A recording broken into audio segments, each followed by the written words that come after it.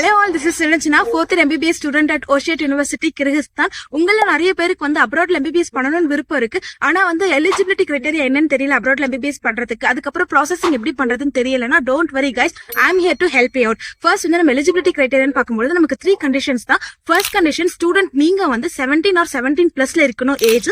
Second பாத்தீங்கன்னா உங்களுக்கு 12th ஸ்டாண்டர்ட்ல நீங்க பிசிக்ஸ் கெமிஸ்ட்ரி பயாலஜில 50% ஸ்கோர் பண்ணிருக்கணும். அண்ட் தேர்ட் பாத்தீங்கன்னா வந்து நீட்ல வந்து நீங்க மேண்டேட்டரியா நீங்க பாஸ் ஆயிருக்கணும், ஜஸ்ட் குவாலிஃபை ஆயிருக்கணும். உங்க கேட்டகரிக்கு ஏத்த மாதிரி நீங்க பாஸ் குவாலிஃபை மார்க் ஆயிருந்தாலே போதும். அண்ட் நம்ம அப்ராட பொறுத்த வரைக்கும் பாத்தீங்கன்னா வந்து ஒரு வருஷத்தோட நீட் ஸ்கோர் கார்டு உங்களுக்கு 3 years வேலிடிட்டி இருக்கு. ஃபார் எக்ஸாம்பிள், இஃப் நீங்க 2024ல நீட் வந்து நீங்க குவாலிஃபை ஆயிருக்கீங்கன்னா 2024, 25 and 26ல வந்து நீங்க வந்து அட்மிஷன் அப்ராட்ல எடுத்துக்கலாம்.